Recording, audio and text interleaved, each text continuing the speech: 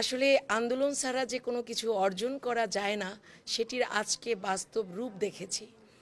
প্রাথমিক শিক্ষার ইতিহাসে এই সর্বপ্রথম অর্থ মন্ত্রণালয়ের সাথে সরাসরি বাংলাদেশ প্রাথমিক শিক্ষায় যতগুলো সংগঠন আছে সকল সংগঠনের সাথে একটি রুদ্ধতার একটি বৈঠক হয় দীর্ঘ সময়। আমি অশেষ কৃতজ্ঞতা এবং ধন্যবাদ জ্ঞাপন করছি অর্থ মন্ত্রণালয়ের মাননীয় সচিব মহোদয় সহ অর্থ মন্ত্রণালয়ের যারা আজকে যুক্ত ছিলেন সকলের প্রতি।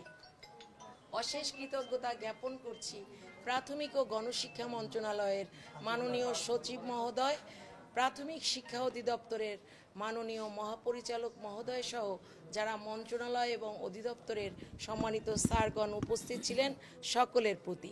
পাশাপাশি গুরুত্বপূর্ণ আজকের এই আয়োজনটি যারা মধ্যস্থতায় ছিলেন দেশের শীর্ষ সংস্থা, তাদের প্রতি প্রাথমিক শিক্ষা পরিবার থেকে কৃতজ্ঞতা জ্ঞাপন করছি। আপনারা সকলেই জানেন প্রাথমিক বিদ্যালয়ের শিক্ষকরা নিপীড়িত, নিষ্পেষিত এবং যুগের পর যুগ বৈষম্যে জাতাকলে পিষ্ট। তারই ধারাবাহিকতায় বর্তমান সরকার ডক্টর ইউনূস মহোদয়, যিনি নোবেল বিজয়ী, তার কাছে আমাদের প্রত্যাশা বহুদূর এবং প্রত্যাশার জায়গাটা এত বেশি আমাদের ছিল, যার কারণে রাষ্ট্রকে অস্থিতিশীল করা কিংবা সরকার বিরোধী কোনো আন্দোলন হিসেবে আমরা কেন্দ্রীয় শহীদ মিনারে আসিনি।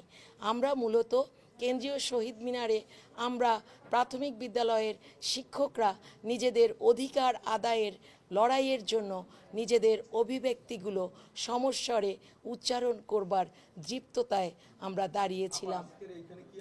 হ্যাঁ, তো আমরা বলছি তো এখন আজকের আলোচনায় যেটা আমরা দীর্ঘ সময় আলোচনা করেছি, আমাদের মূলত সহকারী শিক্ষকদের প্রাণের দাবি 10ম গ্রেড।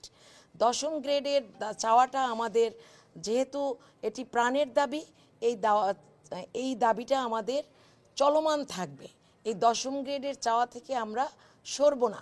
কিন্তু অর্থ মন্ত্রণালয় এবং প্রাথমিক ও গণশিক্ষা মন্ত্রণালয় বাস্তবতার নিরিখে এই মুহূর্তে 11তম গ্রেড, প্রধান শিক্ষকরা যেহেতু 10ম গ্রেড পেয়েছেন, সহকারী শিক্ষকদের 11তম গ্রেডকে তারা এই মুহূর্তে যুক্তিযুক্ত বলে মনে করেন।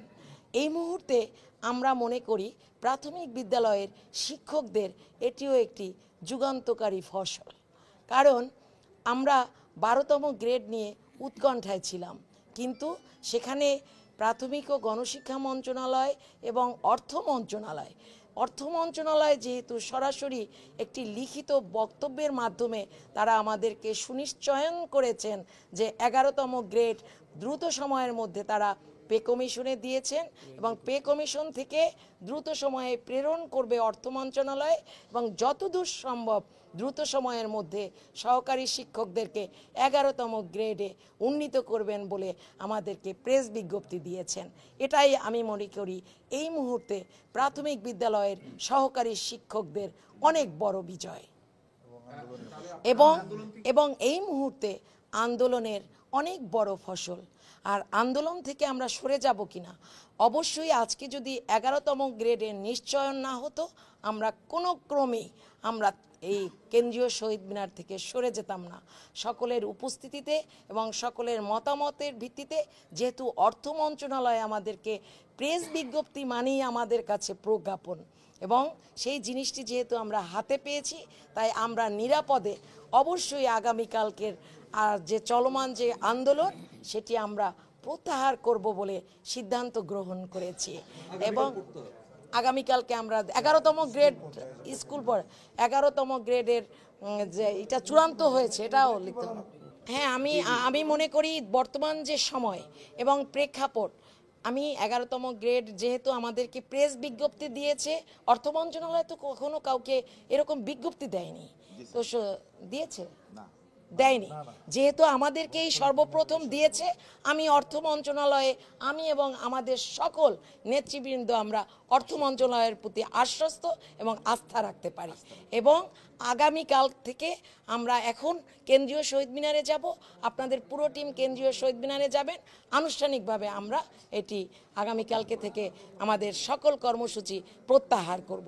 রাষ্ট্রকে সহায়তা করাও আমাদের প্রাথমিক বিদ্যালয়ের শিক্ষকদের দায়িত্ব বলে আমরা মনে করি। ধন্যবাদ।